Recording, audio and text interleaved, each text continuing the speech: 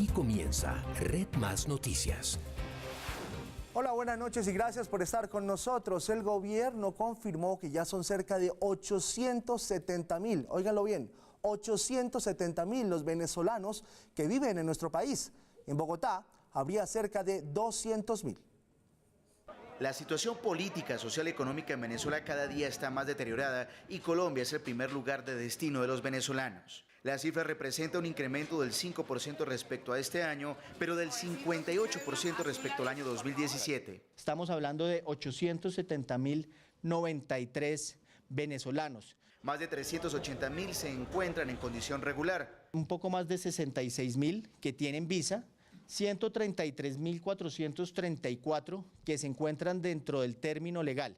Y por último, en esa línea verde, 181,472, que fue el total de permisos especiales de permanencia. El propósito del presidente Santos es regularizar a un poco más de 442,000 que están en proceso de regularización. Esta es una forma real de darle la mano a una población migrante. Más allá de darle un plato de comida, que en algunas oportunidades es importante, y un techo temporal, una estancia temporal, aquí lo que estamos buscando es incorporar toda esta población a la vida productiva de Colombia, que se puedan incorporar, que puedan trabajar en las mismas condiciones de un colombiano. Cerca del 24%, equivalente a un poco más de 204,000 personas, se encuentran en Bogotá. El departamento de La Guajira registra el segundo lugar, con más de 101,000 registros, mientras que en norte de Santander estarían radicados más de 98,000 ciudadanos venezolanos. Hola Mauricio, buenas noches. Hola Giovanni, ¿qué tal? Mauricio, estas cifras son muy altas.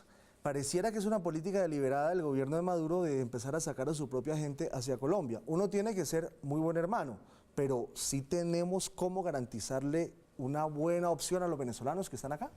Giovanni, dos cosas. En primer lugar, pues sí, las cifras son altísimas. Afortunadamente, tanto Migración Colombia como la Consejería Presidencial para el tema de Venezuela han ido organizando las cifras, las están reportando trimestralmente. Por lo tanto, ya le podemos llevar el pulso a una situación que hasta hace 9 meses más o menos era bastante incierta.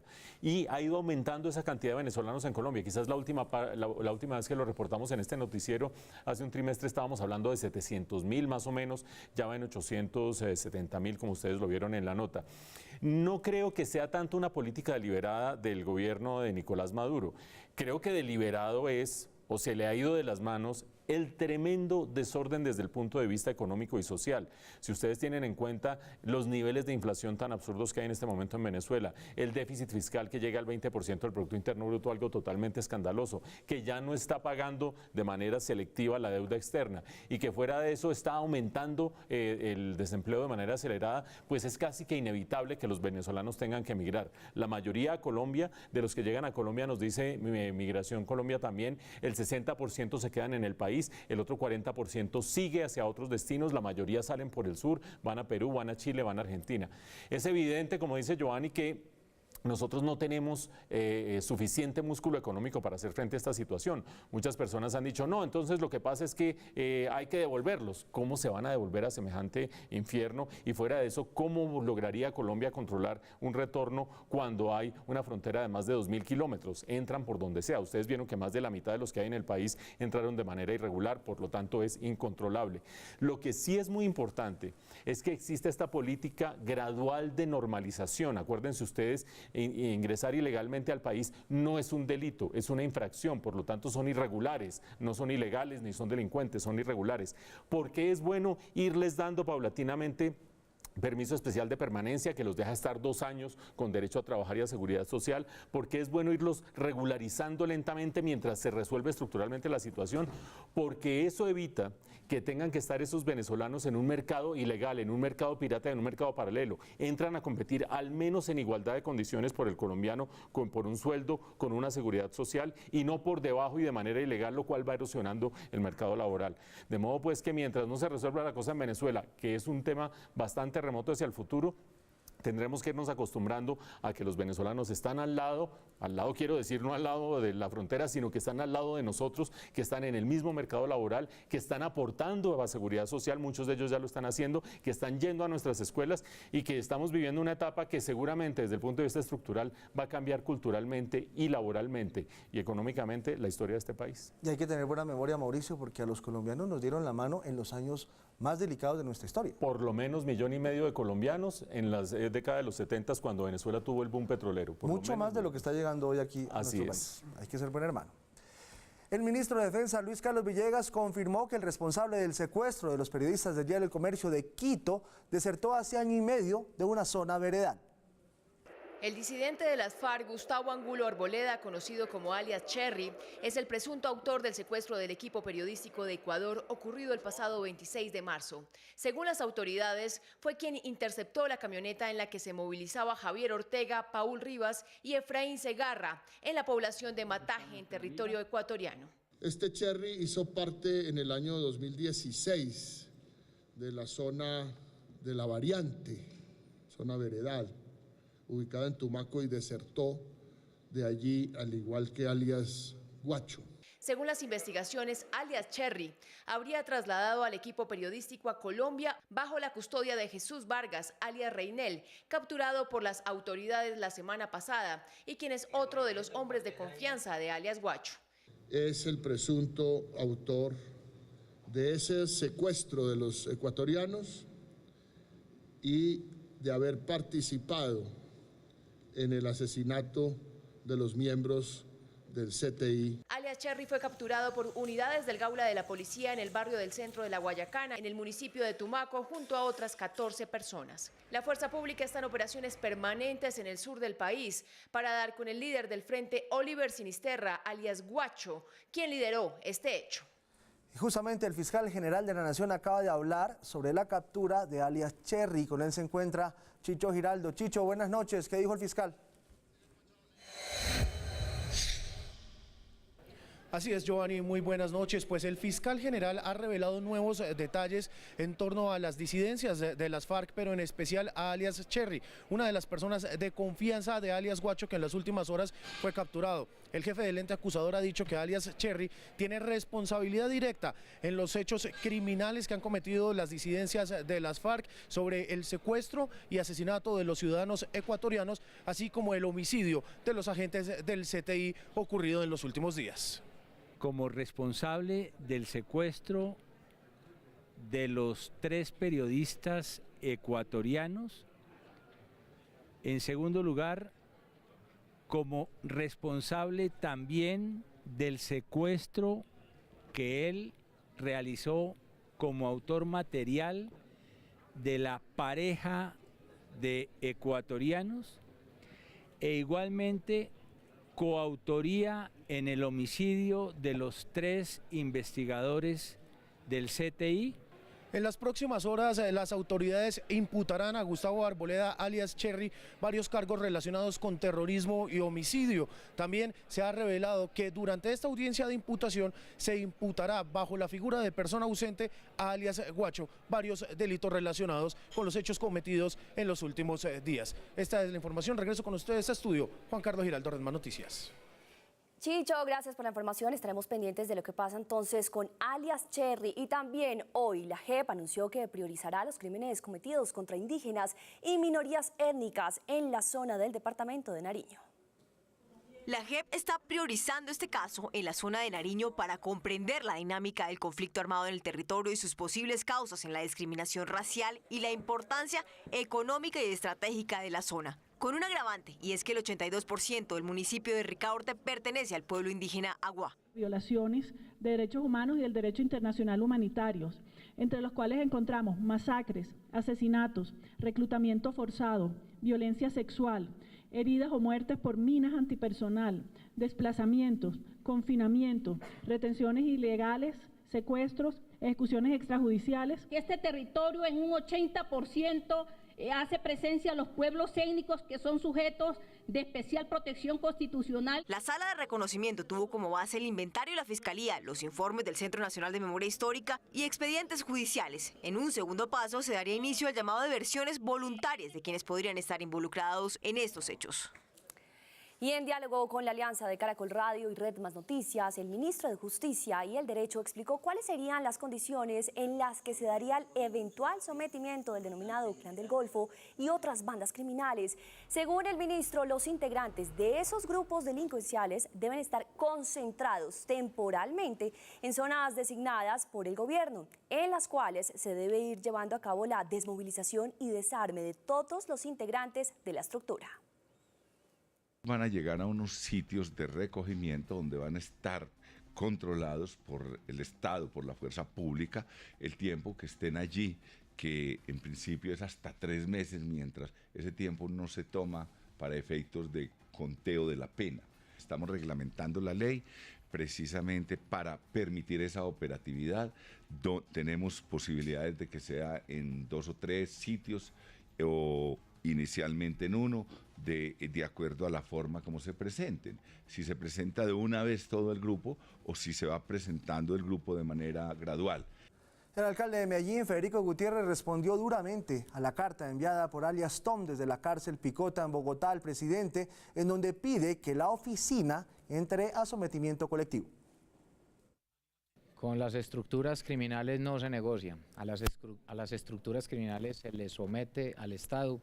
Y eso es justamente lo que ya, al parecer, están entendiendo estos jefes de organizaciones criminales que están en la cárcel. Esta fue la respuesta del alcalde de Medellín desde Bogotá, en donde participaba en una reunión de asocapitales. Allí afirmó además que la voluntad de someterse a la justicia no se demuestra con escritos, sino con hechos. No es solo cartas, que demuestren realmente que tienen voluntad de no seguirle haciendo daño a las comunidades. También recalcó que si la gente de la oficina quiere someterse a la justicia, será necesario que haya reparación a las víctimas. Ellos se tienen que someterse al Estado, pero sin trampas, entregando los dineros.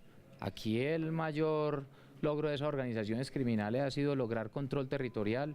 Dijo además que desde su administración se seguirá combatiendo a estos criminales hasta que el gobierno central le dé una orden diferente y que de su parte no va a negociar ni con alias Tom ni con ninguno de los criminales que tiene bajo su mando miles de jóvenes en la ciudad. Son 10 odines, son más de 300 bandas y combos que históricamente han estado ahí en la ciudad y a las que le hemos dado el combate, y podemos estar hablando entre 4.000, 5.000 jóvenes y personas que fueron desde el lado de la ilegalidad. Para Gutiérrez, esta carta significa que los jefes de estas estructuras se sienten derrotados. Sin embargo, recordó que él mismo ha venido denunciando que desde las cárceles los jefes de estas bandas siguen dando órdenes.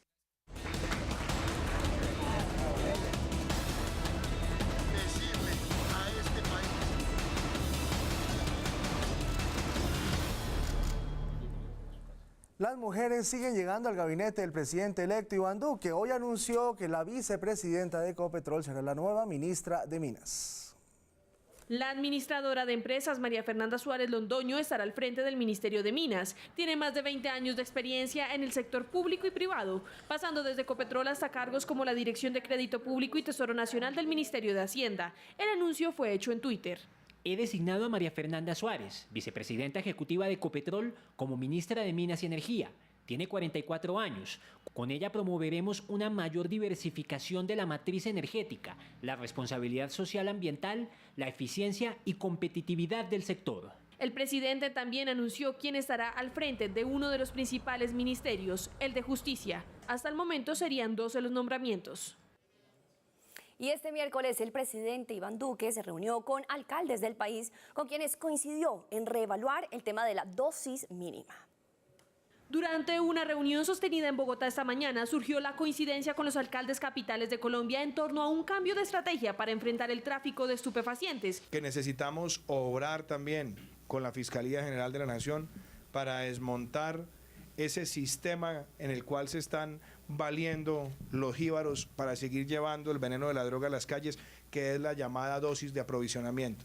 Y es que bajo la excusa de la dosis personal y el concepto del aprovisionamiento, los expendedores de droga aprovechan para esconder el delito. Cuando se capturan estas personas que son los que envenenan a nuestros niños y a nuestros jóvenes, tienen en su poder mucho más de cantidad que lo que dice la dosis mínima, y luego dicen que es que son consumidores y que esa es la dosis de aprovisionamiento para la semana, para el mes. Lo encuentran con 100 dosis de bazuco y dice que no es para la venta, sino que es para llevárselo para la casa para los próximos meses. Horas más tarde, Duque se reunió con la conferencia episcopal para hablar de los aportes de la Iglesia en materia social y de paz. Mauricio, ¿usted qué piensa? ¿Será que atacar esa dosis de aprovisionamiento sí es la solución para evitar tanto microtráfico, sobre todo en los colegios? Pues vea, Giovanni, aquí hay por lo menos dos dimensiones. La primera es la de la persona, la del consumidor. Si usted consume y no es adicto, es un problema suyo si no se mete con los demás. Y eso es lo que se desarrolló en la sentencia de la Corte Constitucional del año 1994. El libre desarrollo de la personalidad. Usted verá qué hace con su cuerpo, usted verá qué hace con su salud, usted verá qué hace con su cabeza, siempre que no friegue a los demás. Ese es uno de los principios y es el principio constitucional sobre el que se desarrolló la teoría de la dosis mínima. Si se vuelve adicto y ya pierde control de lo que está haciendo, es un problema de salud pública. Número 1, libre desarrollo de la personalidad y cada cual verá qué hace. Número 2, los adictos, problema de salud pública. Parece que ninguna de esas dos cosas tendría que ser castigada por la ley. Una cosa es tratarlo con salud, otra cosa es dejar a una persona que haga lo que quiera, como hacen muchas personas en la intimidad con licor o con lo que ustedes quieran. Pero el problema es cuando más allá del consumo se empieza a disfrazar, como ustedes vieron en la reunión de alcaldes, el tráfico. Y ahí hay una decisión fatal de la Corte Suprema de Justicia. Corte Constitucional año 94, libre desarrollo de la personalidad, dosis mínima. Y después, en el 2016, la Corte Suprema de Justicia dice, no señoras y señores, la dosis mínima no son los 20 gramos de marihuana y los 5 gramos de cocaína que establece la ley. La dosis mínima es lo que necesite la persona. Y si la persona dice que necesita 100 gramos de marihuana y 50 gramos de cocaína, pues eso es lo que es la dosis mínima, dice la Corte Suprema de Justicia. Allí fue que se metió la famosa dosis de aprovisionamiento de la que hablaba el alcalde de Medellín, el doctor Federico Gutiérrez. Esa dosis de aprovisionamiento ha servido para que la gente cargue encima lo que quiera, mucho más allá de lo que necesitaría una persona, sea adicta o sea por fines recreacionales, y que se vaya colando el tráfico de estupefacientes justamente detrás del tema de la dosis mínima. Creo yo que le va a llegar la hora al Congreso de legislar sobre esto. El Congreso le ha mamado gallo, perdón por la expresión, le ha hecho el quite, le ha sacado el cuerpo a legislar como en tantas otras materias, se dedican a legislar de otros temas, pero no de los que urgentemente requieren legislación. Y creo yo que llegó la hora de legislar, y vaya uno a saber qué va a pasar en el choque de trenes entre una decisión de la Corte Suprema de Justicia que dice lo que necesite la persona y lo que termine legislando el Congreso. Un último dato, Giovanni pregunta si va a ser efectivo o no. Recuerden ustedes los altísimos niveles de impunidad que hay en el país. En el año 2016, la cuarta parte de los apresamientos fueron por cuenta de tráfico de drogas. Y de esa gente que se apresó, más del 50% jamás fue judicializada. Por lo tanto, súbanle a las normas, apriétenle al código y demás. Pero si la mayoría de la gente termina en la calle, después de todo, termina sin significando nada. Otro tema que tendrá que resolver el gobierno de Iván Duque. Y por otro lado, según la misión de observación electoral, el ex candidato Gustavo Petro fue quien más generó una comunidad de intolerancia y miedo entre sus defensores y sus detractores. Expertos consideran que es hora de establecer unas reglas importantes para las redes sociales.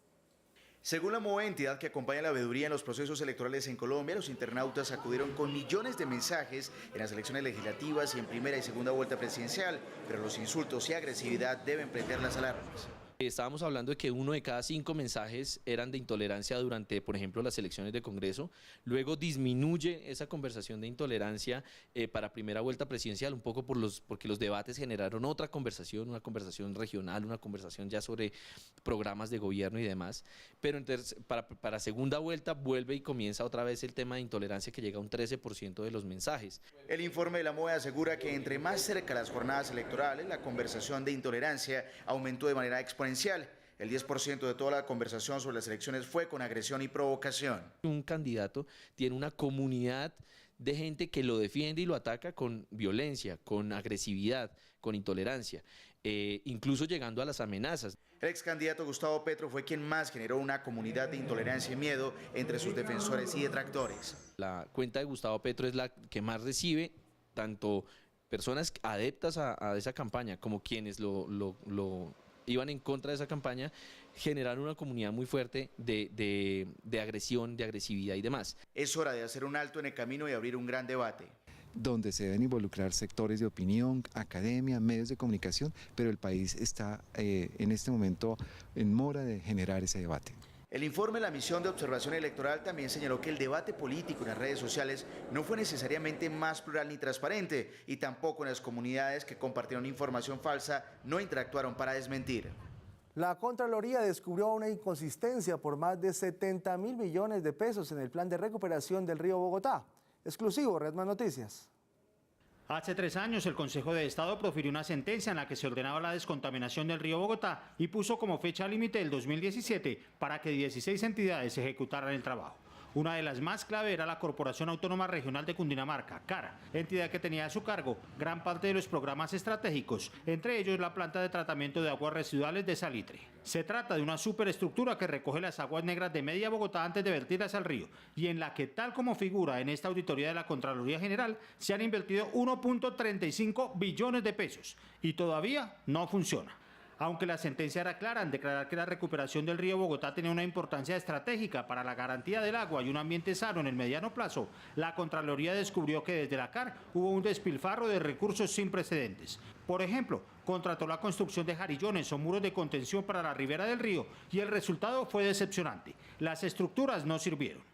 Se construyeron jarillones sin el cumplimiento de las especificaciones licitadas y contratadas mediante contrato de obra 803 de 2012, configurándose un presunto detrimento fiscal por valor de 18.261 millones. La sentencia del Consejo de Estado determinó que se debía garantizar la conservación de las especies vegetales. La CAR ordenó entonces la armonización paisajística entre los proyectos urbanos y el río, pero según la Contraloría se despilfarraron otros 10.738 millones de pesos. No existe la construcción de un diseño paisajístico que esté acorde con los diseños paisajísticos licitados, contratados y pagados en la ejecución del proyecto. Ahora bien, la orden del Alto Tribunal incluyó a la Gobernación y a los municipios de Cundinamarca como corresponsables de la recuperación del río a través de la construcción de plantas de tratamiento de aguas residuales o PETAR. En el caso de Madrid, tal como consta en este documento, la CAR invirtió cerca de 32.000 millones de pesos para la obra, que quedó mal construida. La construcción de la PETAR Madrid 1 se encuentra dentro del meandro del río Subachoque, en una antigua laguna de oxidación en un nivel más bajo que el río Subachoque, y en el año 2011 la ola invernal afectó la zona y este predio se inundó. El resultado, tal como consta en este aparte de la auditoría, 29.000 millones de pesos embolatados. En Facatativá, para una obra similar se invirtieron 8.242 millones de pesos y hasta hace pocas semanas estaba totalmente parada. No se ha dado inicio a las actividades contratadas, por lo tanto, después de 4 años, no se ha empezado a ejecutar el convenio cuyo objetivo es ampliación del PETAR 1, sector Santa Marta, municipio de Facatativá, Cundinamarca. En Sesquile también se invirtieron 2.807 millones, pero la Contraloría determinó que va a paso de tortuga. El municipio, el contratista de la obra, el interventor y la CAR no han actuado de manera eficiente frente al desarrollo de este proyecto, aun cuando contaban con los estudios y diseños previamente elaborados. Y finalmente en Guatavita, la inversión alcanzó los 2.978 millones de pesos. Sin embargo, luego de 7 años de haber asegurado los recursos, la planta está parada por una razón que resulta increíble. La PETAR contaba con financiación desde el 2011 y solo hasta el 2017 fue dada al servicio. Sin embargo, no ha conectado el sistema eléctrico, por lo que debe funcionar mediante una planta diésel que encarece la prestación del servicio. En nuestra próxima entrega les contaremos más de las irregularidades que encontró la Contraloría General en la CAR de Cundinamarca, una entidad en la que, por ejemplo, el 90% de la contratación se hace de manera directa. En Bogotá, Mario Villalobos, Red Más Noticias. Y también en Bogotá, los establecimientos de rumba podrán extender su horario de atención hasta las 5 de la mañana. Esto solo si cumplen 16 requisitos establecidos por el distrito. El beneficio solo irá de miércoles a sábado. Sello seguro. Así fue denominada la medida que permitirá a los bares y discotecas de la capital ampliar el horario de atención por 2 horas. Acceder a la certificación que permita gozar de este beneficio solo será posible si el establecimiento cumple con 16 requisitos específicos. Entre los 16 requisitos nos encontramos con pólizas de responsabilidad extracontractual, gestión del riesgo, protocolos de emergencia, alianza con conductores elegidos y con servicios de taxis, con parqueaderos, con cámaras de videovigilancia. Para la industria nocturna de Bogotá, la medida es una gran noticia, Pero más allá de eso, un voto de confianza para que estos lugares operen en la legalidad y ofrezcan una celebración segura. Lo recibimos con mucho beneplácito, creemos que va a apoyar muchísimo a los comerciantes que son formales, pero también a quienes les interese, porque no a todos los comerciantes, pese a que muchos son formales, no les interesa a algunos ser objeto de este incremento, porque su concepto no es ese, porque su formato no le permite. La certificación será otorgada inicialmente por un año, la cual podrá ser renovada siempre y cuando mantenga el cumplimiento de los requisitos. A partir del 11 de septiembre pueden ingresar a las páginas web de la Secretaría de Gobierno, en donde podrán adelantar el proceso, y una vez adelanten el proceso podremos determinar cuáles son los bares preparados para hacerlo. De comprobar que el establecimiento incumplió de alguna manera, el beneficio será suspendido. Y una muy buena noticia, en Santa Marta la policía dio un golpe muy fuerte a la delincuencia. 42 personas fueron capturadas y unos 200 celulares han sido recuperados. La banda tenía su centro de operaciones en una rústica vivienda situada en las laderas de un cerro en el corazón de Santa Marta, desde donde planificaban su accionar delictivo. Empezamos el operativo desde la madrugada. Hasta el momento llevamos 42 capturas de los integrantes de la banda delincuencial Los del Río. Fueron varios meses de seguimiento y cientos de horas de grabaciones. La banda fue infiltrada por investigadores de la policía, quienes pudieron constatar cómo era su modus operandi y cómo reclutaban gente. El jefe de la banda, Carlos Alberto Sierra Obregón, alias Tambor, era el líder del grupo, se encargaba de reclutar personas para que hicieran parte de la estructura. Los delincuentes comercializaban aquí los celulares robados en otras ciudades y en el exterior. Se capturaron 9 receptadores que eran los que manipulaban los equipos celulares y ya eran enviados mediante envíos a Venezuela, a Panamá. Además de los celulares, fueron decomisadas armas de fuego, memorias y computadores e inmovilizados varios vehículos. En medio de una prédica, un pastor de Mompox destruyó la imagen de la Virgen del Carmen, causando una dura controversia por lo que algunos calificaron como un atropello a la fe católica. Mompox Bolívar, más conocida como la Ciudad de Dios, se encuentra indignada porque un pastor evangélico destruyó a martillazos y patadas la representación de aquello que simboliza para los católicos la imagen de la Virgen del Carmen. No lo favorezco, entiendo que es una ofensa lo que hace ese caballero. Uno no debe destruir ninguna imagen. Sí, estuvo mal hecho porque es que él tiene que respetar las creencias de cada quien. El hecho ocurrió en el marco de la celebración del Día de la Virgen del Carmen, frente a cientos de feligreses que conmemoraban tan especial día. Ya se ha analizado por la justicia. ¿Con qué derecho y respeta el derecho que tenemos todos los católicos a honrar a la Santísima Virgen María? Para algunos creyentes, la actitud del pastor no es más que un acto de violencia que va en contra del respeto hacia las demás posturas religiosas en un país laico que debe brindar garantías a la libertad de cultos. Uy, Mauricio, esto sí es inaceptable. Uno tiene que respetar todos los credos, así no sean el que uno tiene. Yo no soy católico, no soy cristiano, de hecho mi credo es de la inmensa minoría y siempre hemos recibido respeto. Lo mismo tiene que darle todos los demás credos, sobre todo a la religión, que es la preponderante en nuestro país. Giovanni, qué bueno tener el testimonio suyo o lo que usted está diciendo de su propia fe, de su propio credo, que es minoritario en Colombia. Giovanni es judío y, como usted bien dice, ha recibido respeto porque la Constitución Política de Colombia establece la libertad de cultos. Y la libertad de cultos no solamente quiere decir que cada cual puede seguir la religión que quiera, sino que debe ser respetado en esa condición de seguidor y creyente de la religión que quiera. Ahora, usted se da cuenta, Giovanni, que cualquiera podría invocar, en mi libertad de cultos yo puedo hacer lo que se me dé la gana. De hecho, este pastor, Elías Ospino, lo que terminó diciendo cuando le preguntaron por qué lo había hecho, dijo, fue un acto profético. No. El Señor me dijo, ojo a lo que le voy a decir, diciendo lo que él dice, el Señor me dijo, quiebra una imagen religiosa delante de ellos y diles que el Señor lo ordenó. Entonces el pastor dice que dentro de su fe y dentro de su revelación o lo que haya sucedido en ese trance que tuvo con el Señor, terminó obedeciendo lo que le dictó su Señor. Él es un pastor evangélico. Ojo a lo siguiente, uno no puede hacer lo que quiera en medio del derecho de cultos y la libertad de cultos diciendo mi religión me lo permite. Vamos a la situación más exagerada y más extrema, que es la que se vive en Europa y la que se vive en unos países del Medio Oriente además.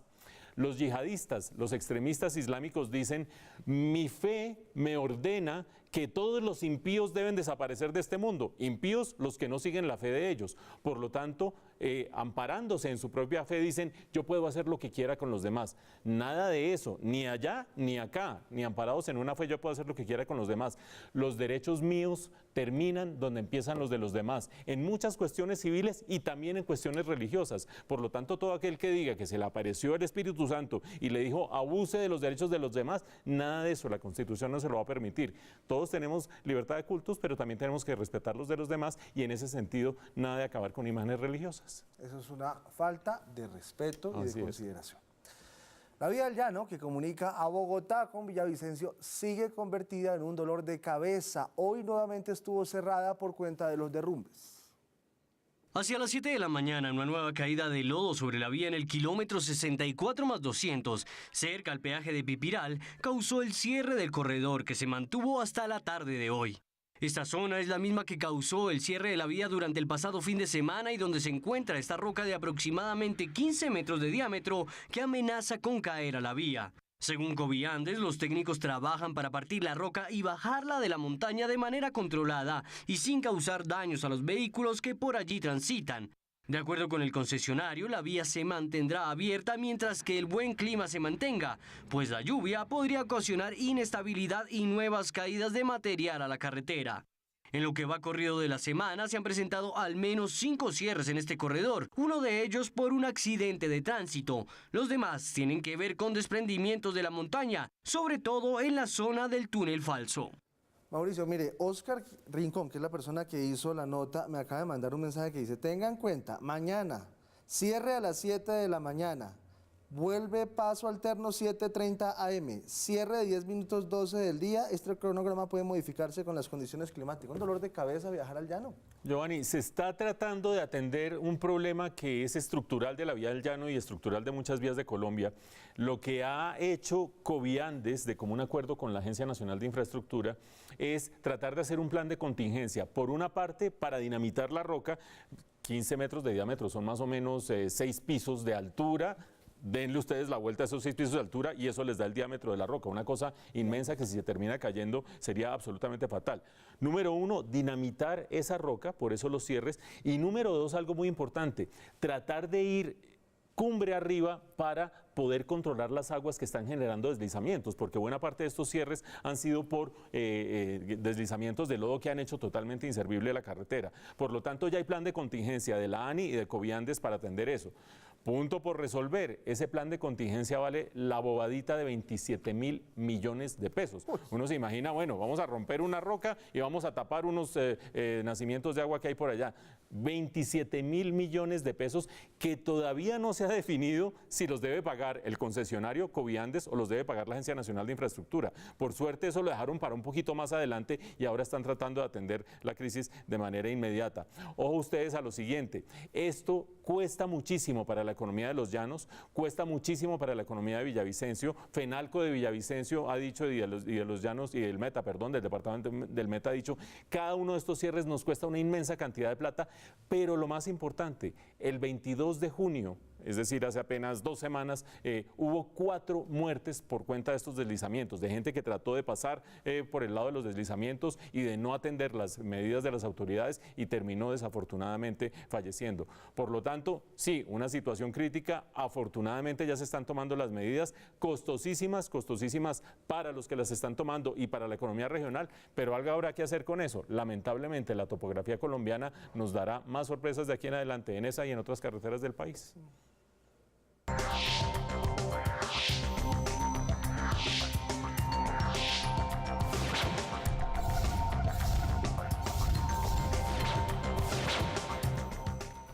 Continuamos con la información internacional y es que como un milagro calificaron su rescate los niños de la cueva de Tailandia. En rueda de prensa aseguraron haber logrado sobrevivir tomando agua de lluvia y rindieron homenaje al buzo que murió en las labores de rescate.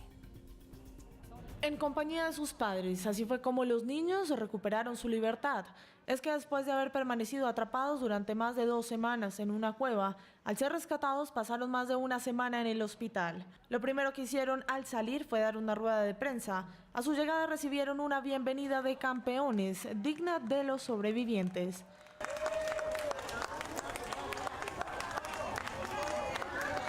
uno a uno con gestos de agradecimiento y con su uniforme de fútbol. Los niños del equipo Los Jabalíes Salvajes fueron dados de alta del hospital de Chiang Rai junto a su entrenador. Durante 9 días sobrevivieron con agua de lluvia. En primera persona contaron detalles de la experiencia que sin duda les cambió la vida. Le dije a todos que lucharan, que no se derrotaran. Fue realmente miedoso, temía no regresar a casa.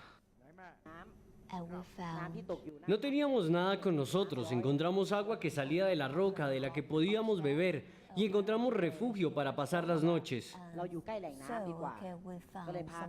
Rindieron homenaje a la memoria de uno de los buzos que murió ahogado durante las tareas de búsqueda y rescate. Me gustaría expresar nuestras condolencias y que por favor descanse en paz y muchas gracias por su sacrificio. Las preguntas de la rueda de prensa, que duró 45 minutos, fueron enviadas con antelación para ser aprobadas por el equipo de médicos y psicólogos que atiende a los jóvenes deportistas. Los 12 jugadores entre 11 y 16 años, junto a su entrenador, ya han recuperado entre 2 y 3 kilos, mientras avanza la mejoría en su estado de salud. La Organización de Estados Americanos, OEA, le exigió al régimen de Daniel Ortega que anticipe elecciones en Nicaragua. Con 21 votos a favor, 3 en contra y 7 abstenciones, el Consejo Permanente de la OEA aprobó una resolución para exigirle al régimen de Daniel Ortega que acepte la propuesta que le hizo la Iglesia Católica de adelantar para marzo de 2019 las elecciones programadas para 2021. El canciller nicaragüense ante ese organismo, Denis Ortega, fue asediado al término de la sesión. ¡Asesino!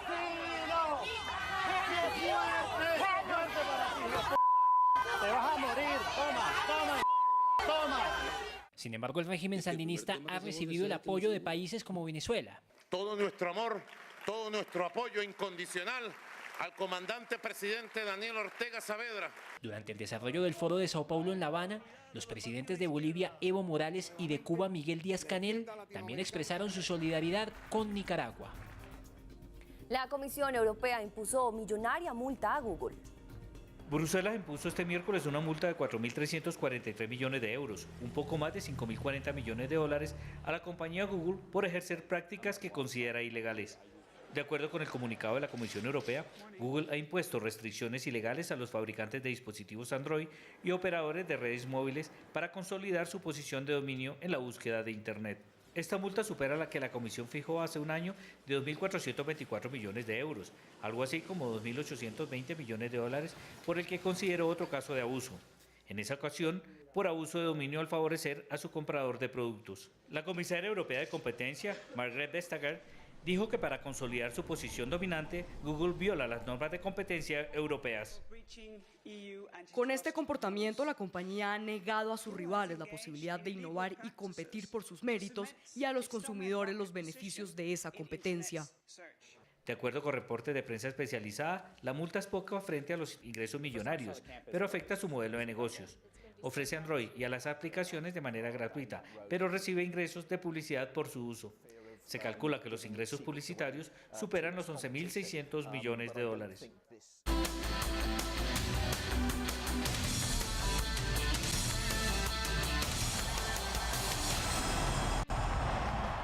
Y antes de comenzar con los deportes, le quiero dar la bienvenida a nuestro compañero Camilo y de paso felicitarle, un gran trabajo el suyo, Camilo, junto con Diego Chiribí, con el equipo de deportes aquí en Bogotá, con Páez, con Margarita, con Gallo, con la alianza de Red Más Mundial, con Esteban, con Joha, con Salas, con Gabriel de las Casas, con Adriana Vázquez, con Viviana y todo el equipo de producción. Gran trabajo. Vivimos el Mundial y estuvimos muy bien informados. Bienvenido, Camilo. Bueno, no, muchas gracias, Giovanni. Pues yo no esperaba esto, la verdad.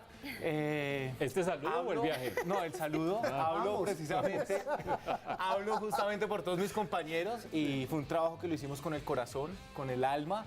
Fueron prácticamente 40 días que estuvimos trabajando con toda la camiseta de Red Más Noticias y lo hicimos siempre con el corazón. ¿Y las trasnochadas? ¿Cómo le fue con las trasnochadas? Bastante duro, complejo, pero cuando uno se trasnocha por fútbol es buenísimo. Horario ruso, llegamos a la 1 de la mañana con Diego Chiribí, con Santiago, con Wilson Barco y estábamos hasta las 6 de la mañana prácticamente transmitiendo, pero realmente eso, ver el amanecer ruso todos los días fue algo muy bonito. Ahorita nos contó el detrás de cámaras, se iban a acostar a las 11 de la noche, se estaba oscureciendo, la noche en este momento en Rusia dura 2 horas y media, y a la 1:30 se levantaban para empezar a preparar la emisión que terminaban haciendo con nosotros a las 4:30 de la mañana. Así es, un trajín Antes bastante está fuerte, vivo, además, hermano. vuelos, aviones, varias ciudades, obviamente la cultura que tuvimos el placer y la fortuna de conocer, y bueno, todo el fútbol que vimos, toda la Selección Colombia. De verdad, muchas gracias a todos ustedes, gracias al canal, gracias a Red Más Noticias, gracias a todos, por supuesto, por lo que hicieron. Oiga, hay algo que yo no entendí. ¿El Andrés de dónde lo sacó? ¿Es